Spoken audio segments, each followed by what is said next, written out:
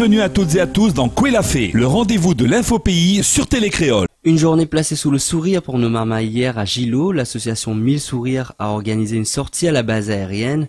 L'occasion pour la quarantaine de marmailles issues du quartier Bracanotte à Saint-Paul de visiter le site, de s'approcher des avions et autres véhicules aériens sur place et aussi de découvrir de nombreuses activités comme les ateliers de pactage de survie. Un choix de plus s'offre à nos jeunes réunionnais en termes d'orientation. La filière BTS diététique va ouvrir ses portes à partir du 15 août. Ce BTS, une formation diplômante et légalement reconnue, se déroule sur 2 ans. Les matières enseignées sont principalement orientées sur la santé en matière de nutrition. Suite à leurs études, les titulaires d'un BTS diététique peuvent prétendre au métier de diététicien. Le coût de la formation est de 6 900 € par an pour une capacité d'accueil de 20 étudiants. Dans l'Hexagone, les recherches continuent pour retrouver Marcus, 2 ans, disparu depuis vendredi dernier dans le Val d'Oise. Son père est parti hier en métropole. Il garde espoir de retrouver son fils. À l'heure actuelle, les recherches n'ont toujours rien donné. Rappelons que le petit Réunionnais en vacances avec sa mère a disparu alors qu'il jouait dans le jardin de sa tante vendredi dernier. Parce que le cancer du sein touche en moyenne une femme sur 10 et qu'il y a une vie après le cancer, que le sport est un facteur médicament reconnu dans l'amélioration de la qualité de vie, le pôle oncologie de la clinique de Sainte-Clotilde, établissement du groupe de santé Clinifutur, en association avec Run Odyssea, organise un week-end sportif à Mafat les 25 et 26 avril 2015. Mafat à Pat. Et l'association Odyssea qui est partenaire avec nous sur ce projet Mafat à Pat. C'est de pouvoir avoir un moment d'activité ludique partagé entre patients, soignants, et il y aura donc des médecins évidemment qui seront présents, 5 médecins lors de cette excursion sur un week-end. Alors la clinique participe à hauteur de 50% sur ce projet et surtout a été à l'initiative du projet puisque le projet est né au sein d'un groupe de parole de patientes qui ont émis l'idée de pouvoir partir comme ça, faire une activité physique ensemble. Et puis cette idée a germé, elle a été proposée aux soignants et une partie des soignants ont montré un engouement important pour ce projet et du coup 40 personnes partiront demain pour un week-end, dont 17 patientes donc en rémission et une vingtaine de personnels soignants composés à la fois de médecins et d'infirmiers et de manipulateurs. Et en fait, toute la prise en charge du patient sera représentée puisque nous aurons aussi bien des chirurgiens, mais également des oncologues médicaux qui se sont occupés de la partie chimiothérapie des patients et des radiothérapeutes donc, qui se sont occupés de la partie radiothérapie. Alors c'est un moment inédit puisque c'est la première fois qu'on organise ça, soignants et patients réunis ensemble autour d'un projet de convivialité, de partage. Et oui, nous pensons que ça permettra à nos patientes de passer un moment agréable, de bien-être. Et ce sont des émotions qui sont essentielles pour la reconstruction de chacune de ces femmes qui ont traversé des moments très difficiles au travers des traitements, des chirurgies. Donc voilà, oui. La vie après le cancer, c'est l'amélioration de la qualité de vie et c'est là-dessus que nous concentrons nos moyens aujourd'hui, permettre aux dames d'être dans les meilleures conditions possibles psychologiquement pour retrouver une vie de qualité avec leur famille, leurs enfants, leur travail, leurs amis. Voilà, c'est une maladie qui laisse des séquelles parce que les traitements sont longs, difficiles. Et ce week-end, c'est une façon pour nous d'accompagner les femmes vers la reconstruction par le biais d'un moment agréable, partagé entre les soignants et les patientes, et aussi de dédramatiser la maladie. Et puis aussi, c'est quelque chose qui me tenait à cœur. Ça fait une quinzaine d'années que je travaille dans ce service. Je reçois les femmes réunionnaises. Il y a beaucoup de femmes qui ne connaissent pas la Réunion, Mafat. Et c'est une joie pour moi et un honneur que de partager aussi un moment comme ça avec elles, d'être dans ce beau pays, dans ce beau parc.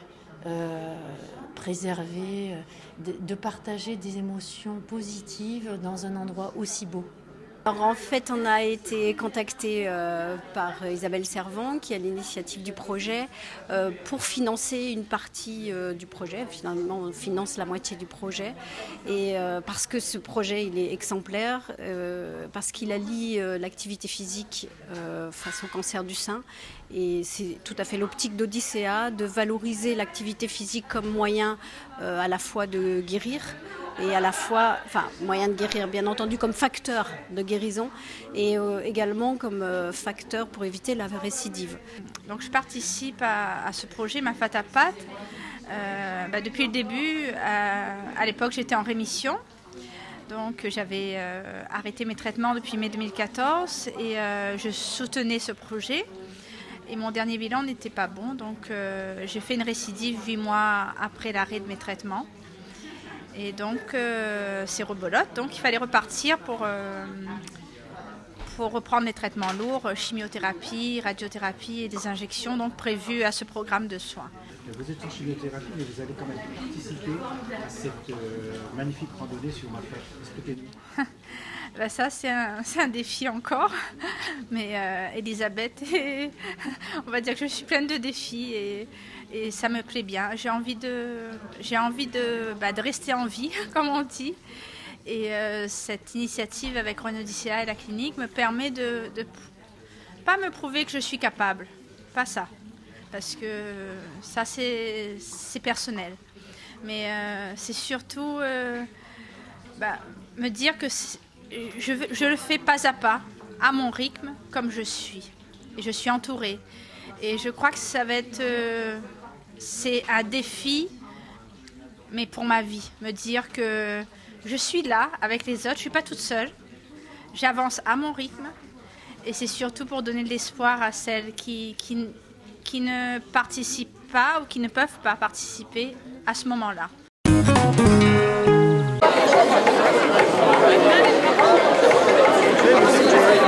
Je profite de cette occasion, effectivement, ce moment de célébration ce soir ici au Moka, pour souhaiter à tous les membres de la communauté tamoule, mais à tous les Réunionnais également, une très belle année 5116. Je pense qu'on ne peut pas évoquer des questions comme celles que l'on évoque ce soir, liées à la tolérance, liées à la paix, à l'ouverture, à l'acceptation de l'autre, sans faire référence à un certain nombre de grands hommes qui ont marqué l'histoire humaine.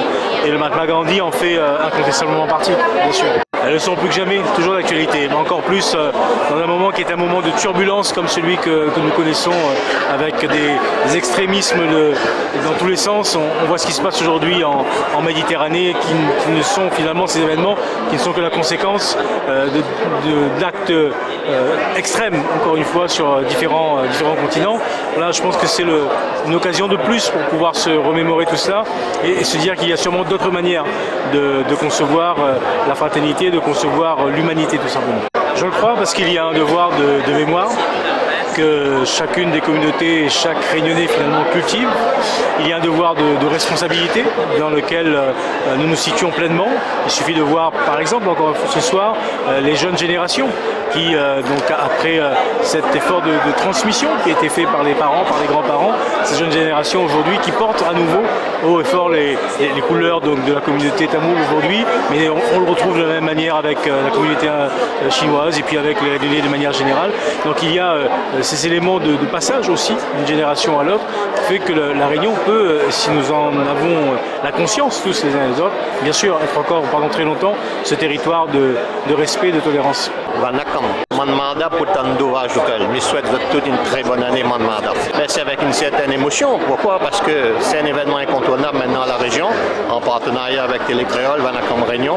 Vous couvrez cet événement, pourquoi? Parce que c'est un rendez-vous qui est devenu incontournable en matière culturelle. Et c'est l'occasion aussi de fêter ses vœux à toute la communauté, à toute la Réunion. Et j'ai dit tout à l'heure dans mon propos que nous avons la chance de la Réunion de célébrer plusieurs jours de l'an. Donc chaque fois, on remet un plein d'énergie pour passer une très bonne année. Il a manqué peut-être un petit goût d'amertume qu'on a depuis une semaine à peu près, c'est-à-dire on attendait ce jour férié et nous allons continuer le combat. Là, on remet la question sur le tapis, on va trouver d'autres moyens humains et techniques pour y parvenir. Et j'espère que la France sera à l'écoute parce qu'elle a tout intérêt pour la diversité, pour respecter aussi la diversité de sa population. Alors Manmada, signifie passion, passion et l'amour. Donc évidemment, comme disait quelqu'un tout à l'heure, il y a l'amour d'abord physique, mais pas seulement ça, il y a l'amour spirituel, l'amour de son prochain. Et nous nous inscrivons aussi dans le contrôle de notre mental. C'est-à-dire nous sommes des passionnés, nous voulons avancer, mais parfois il faut se poser, réfléchir pour pouvoir réaliser certaines choses. En très belle soirée organisée par la région, effectivement, avec des spectacles hauts en couleur, aussi je dirais des personnalités agréables.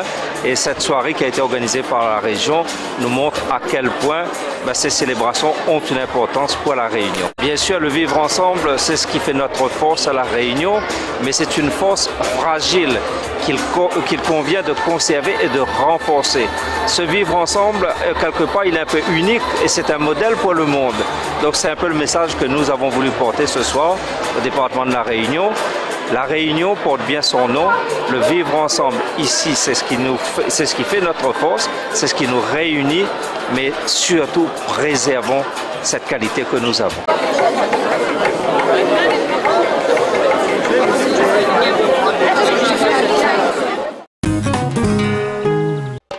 Le projet Compactali du TCO. Il s'agit d'un projet de compacteur solaire baptisé Compactali.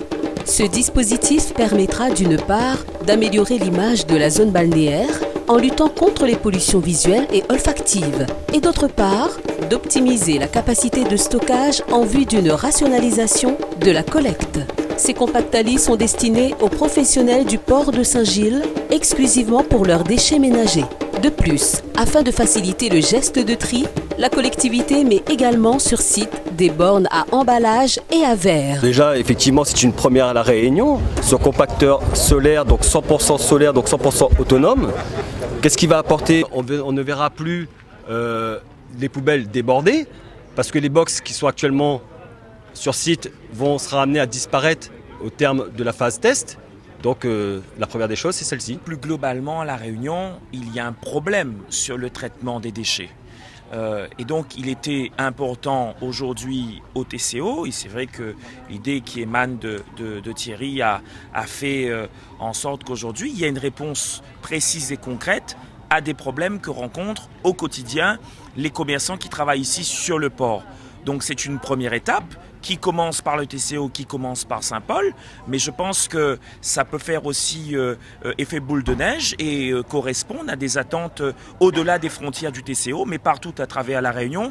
Et vous savez, je considère ça aussi un peu comme le développement durable.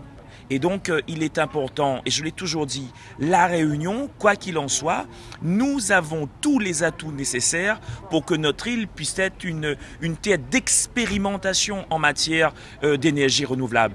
Et en l'occurrence ici, avec les photovoltaïques qui sont situés au-dessus. Donc, c'est un combiné, et donc l'environnement est roi aujourd'hui à Saint-Gilles et au TCO.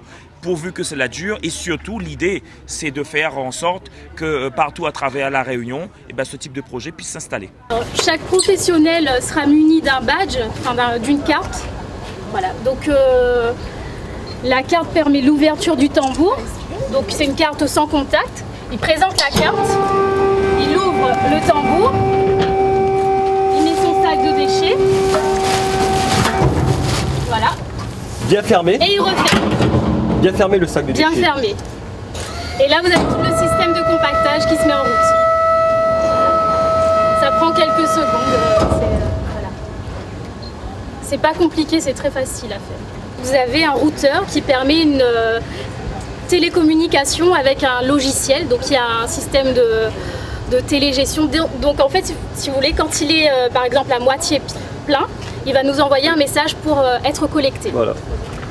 Donc il nous envoie des messages en cas de panne, en cas d'intrusion et pour la collecte. La part de la Chambre de commerce, il faut savoir que ce Compactali, qui est un outil formidable, est sur notre concession. Donc nous sommes concernés au plus haut chef, puisque c'est nous qui recevons sur notre territoire, sur notre périmètre géographique, ces compacteurs solaires, puisqu'ils sont au nombre de 2. Hein, et donc nous sommes évidemment aussi la jonction entre son fonctionnement et nos usagers. Voilà. Et tout ce qui est nouveau et qu'on ne connaît pas bien est toujours un petit peu matière à inquiétude. Donc, et là, il y a eu un travail formidable des équipes du TCO sur le terrain, en amont, pour expliquer le fonctionnement, l'utilité et surtout les bienfaits que ce dispositif apportera au quotidien des commerçants. Et nous avons été très heureux, nous, d'accompagner ces gens sur le terrain pour que l'information soit passée auprès des usagers et notamment des commerçants qui vraiment, c'est leur préoccupation, hein, la gestion des déchets. C'est ainsi que se termine l'édition de ce jour de Quoi la Fée. Merci de l'avoir suivi et rendez-vous demain soir à 18h45 sur Télé Créole.